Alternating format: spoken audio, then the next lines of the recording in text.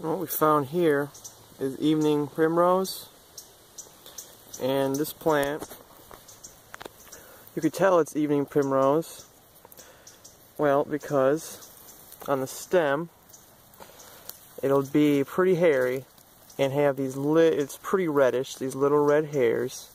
The leaves are alternate and also pretty hairy, got a little hairy feel to them, and they get about 4 to 5 feet tall. They can.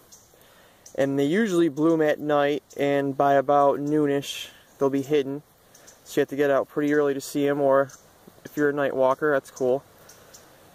And this plant, medically, the oil for one is very, very nice. It contains some sort of acid that our body doesn't manufacture, and a lot of other plants don't have that we need. And it's known to help with so many things: arthritis, PMS, menopause, fever, so much stuff. And you can actually ground the flower up into a powder and use it on your face for irritated skin. The leaves you can also eat. The root for one of this plant is pretty much like a potato. You just dig it up, cook it a little bit, and it's supposed to be deliciously sweet. Evening primrose, great plant. What we found next to it too, growing right behind it, is a poke plant. And here's the poke plant. This thing's huge. You can see how purple the stem is. Well, that means it's really old. And it is really thick. And there's a bunch of them here. And the poke plant is edible, but it is poisonous. These leaves, you'll have to boil them in water twice, but change the water every time, and you can eat them, but they actually are pretty good. The berries, they aren't edible, but they can be used for an awesome red ink. And that's really what the Native Americans used for a lot of their paint, is these pokeberries. And I know you can can all these too. You can just take the tops off like this, can them, and the shoot will grow right back. The pokeweed is a good plant, but supposedly it's supposed to be for experts.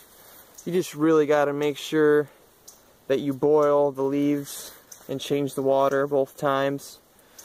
And also about these berries is I know they use it for canning too a lot.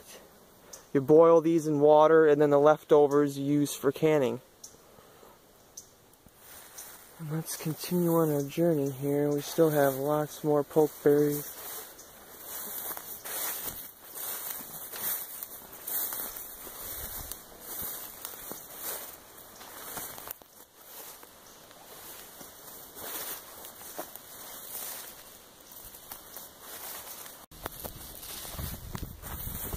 I found a few good plants here. Right here, found sow thistle. Some people call it a milk thistle. They used to feed it to young sows to make them produce more milk. And the leaves of this plant are very edible. Of course, you should boil them. This plant, if it gets cut or damaged, it'll produce a little milk-like latex, which I just broke it, and you can see it does just that. These are related to the dandelion family. As you can see, they look just like it. And when this stalk gets older, it'll be purple. And then right here, found another good plant, some Queen Anne's lace. A honeybee just flew off of it. And of course, the root of this plant, you could get it, and it's a carrot. Found some fleabane. Right here, it's not open, but I can tell that this is a moth mullein plant from the hairy stem and the way that the flowers are situated. Right here, we found a bowl thistle, which is usually the purple one, and I'll show you the purple one, the purple flower in a second. You can always tell it's a bull thistle because it'll have a teeny, you can barely see it, but it's got another little needle right at the end. You can kind of see it there. And all these leaves are edible. Boil it. Some people would even eat this, about in this stage right here, boil this and eat it. And this plant, I'm pretty sure it's very high in vitamin A and C, so it's pretty good for you actually. Oh, and right here, found some wood sorrel, shamrock. Could eat that right up if we wanted. This isn't anything particularly good, but it's bindweed. I think it's pretty, but you know, if it's in your garden, you probably want to get it out. And that's the bull thistle, usually what you see, the purple. And then it usually goes with this when it spreads, seed. Found, you know, St. John's wort, one of my favorites. Where was it? Oh, we got some more primrose right there.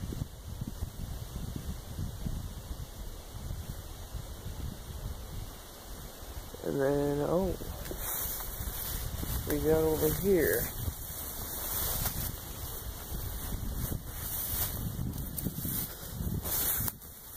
I was hoping it was raspberries, but it's brambles or blackberries.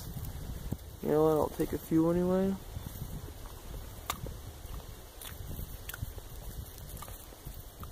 That's good. Oh yeah.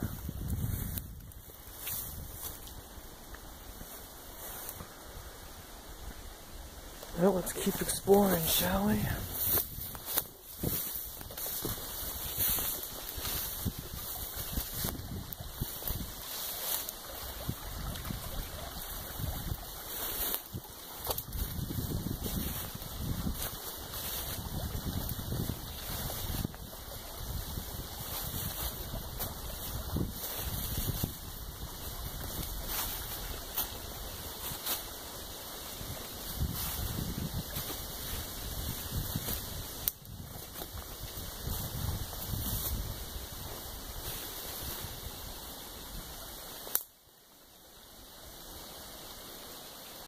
And over here by the creek, found a good cache of treasure.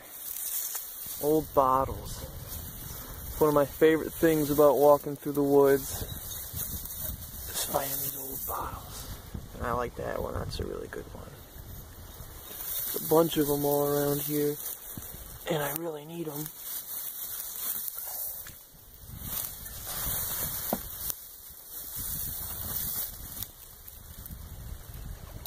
That one's really cool. Ooh.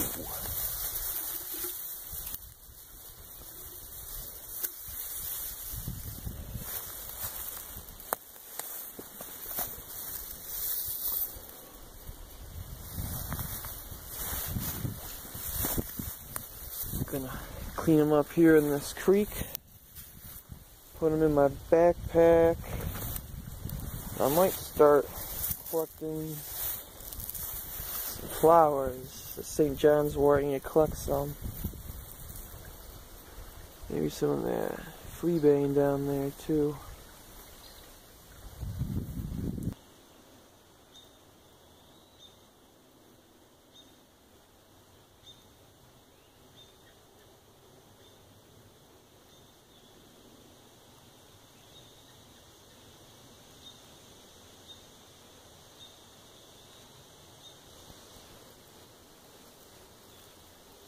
Society of wild onion here. So much onion. I could live off a year with all this onion, to be honest. There's just so much of it everywhere, and it just keeps going. For wild onion, as you can see here, it's just one long stalk, no leaves, and at the beginning of the year, well, for most of the year, all these seeds and flowers will be bunched up into what's called a fruiting capsule. And the fruiting capsule, I think, looks pretty weird, but it's also pretty obvious. And the the onion itself buds into a couple, well, they're white flowers, 5 petals. They're pretty, and geez, the smell around here is just pure onion. All I can smell. And I already took the liberty of digging one up, and you can see that is an onion. And the longer you let them go, I'm not quite sure when to dig them up, but you can just smell that onion.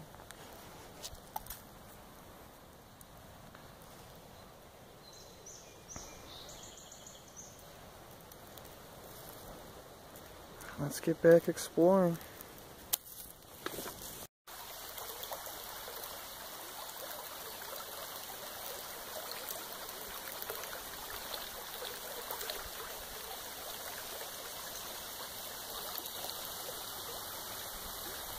That right there is the bridge I'll be taking over.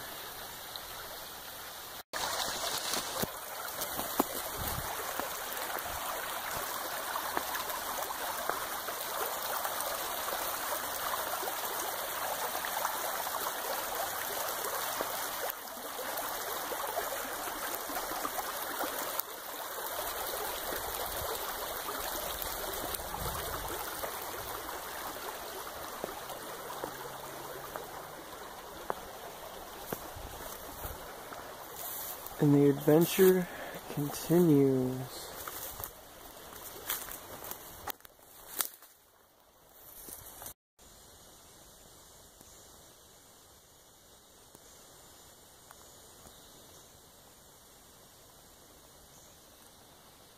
I found some mayapple, or American mandrake plant, and this plant is one of my favorite plants. But it's actually, the leaves and roots are pretty poisonous. And this is a good example of actually a mayapple fruit, which only the females make. And you can tell between the females and males. Between the females will have 2 umbrellas, and the females also, this fruit, it'll have a white flower in the spring, one of the first flowers, which is why they call it mayapple, blooms. And here's another female, you can tell with the 2 umbrellas. And here's a good example of a male, just one straight mayapple up. And this plant actually, early on, it'll kind of look like a mushroom to some because all the leaves will be down on it like this. Pretty interesting, and then boom, it becomes the umbrella plant also, as some people call it. Now the roots of this plant literally this plant can connect to every other one of these plants. But the roots go for about $5 a pound if you're a digger.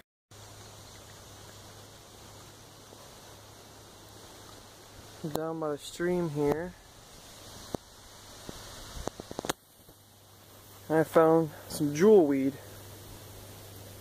Now jewelweed is also called the don't touch me weed because when this plant goes to seed, all the seeds get stored in this flower right here. When you touch it, they'll explode out.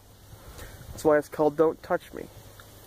And jewelweed is called jewelweed because, let me see here, put it in the water, you can see it glows and turns silver almost, like a jewel. Jewelweed. And what it's good for is if, you know, I'm walking through the woods and I get poison ivy, I can take these leaves and actually just rub it on my skin, and the poison ivy will go away. A lot of skin irritation will go away from the jewelweed. It's a very good plant.